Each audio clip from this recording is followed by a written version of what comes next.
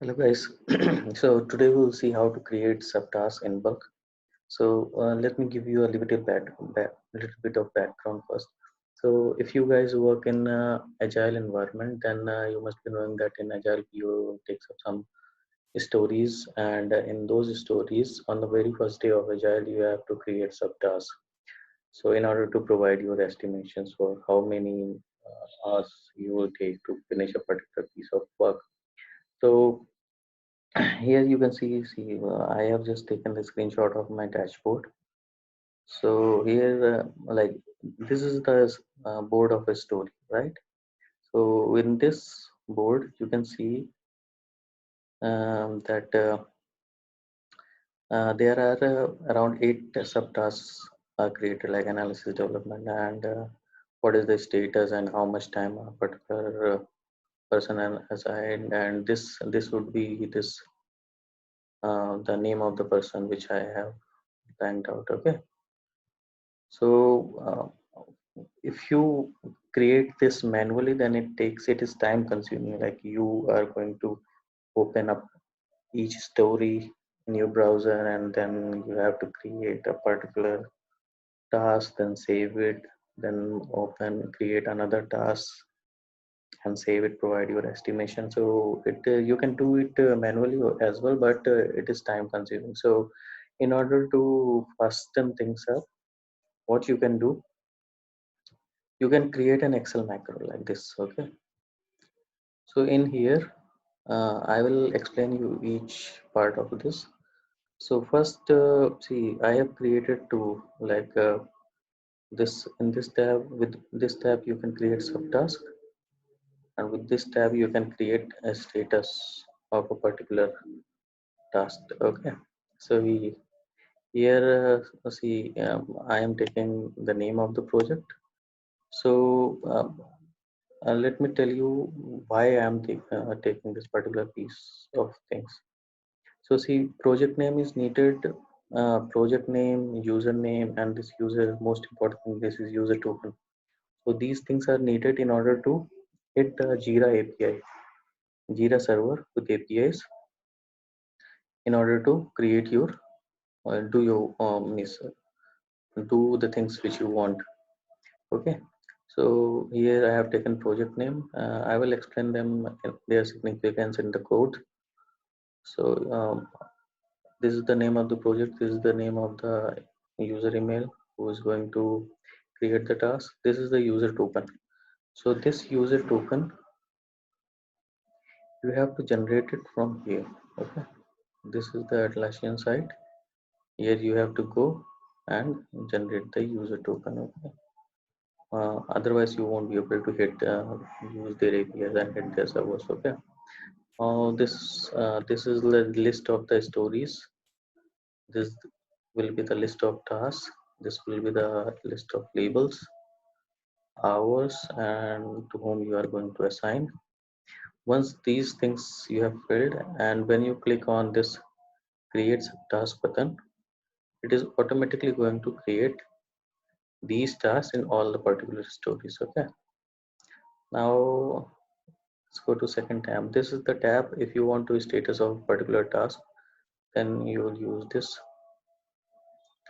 You are going to give it the story ID and then the status which you want to update, and within this stories, what are all the link features are there, it is going to update that particular status there. Okay.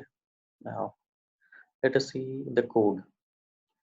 So this is the macro, Excel macro, with which we are creating JSON and hitting the Jira APIs. Okay. So let me first give you, see. So Jira provides their API in order to hit its server, in order to create the desired task, or do the things which you want to do. So this is the Jira site where they have provided very good documentation. You can refer this, and based on your need, you can customize the code and do the particular piece of task which you want to do. All right. So this is the way you're going to use their APIs, and this is the payload.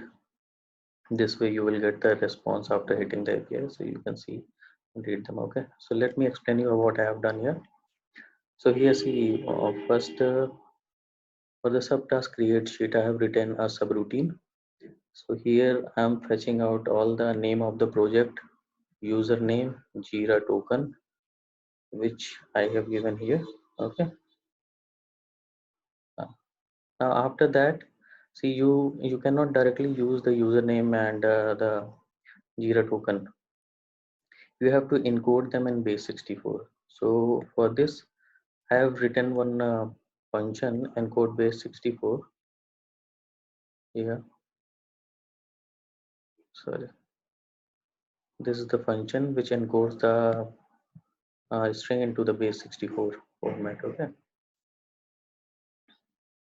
Now the next thing is, now in order to create the subtask, you need to have this project ID. Okay, in on which particular project you are going to create the subtask. Okay, so you have to hit this API. Okay, you have to hit this endpoint, and it is going to it is when you are going to pass the response, you are going to get the project ID like the way I have got. Okay, now this project ID will be used later. Okay, so this in the next piece of code, I have created the payload for the subtask creation. Okay, so this is the fields, like this is the payload field which you have to generate in order to create the subtask. And for creating the subtask, see, I have put this in for loop.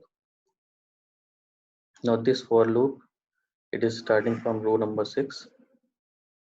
Okay, so same way this is going to start from here and loop in over and over in order to create this in order to create the uh, subtask. Okay, now the next thing is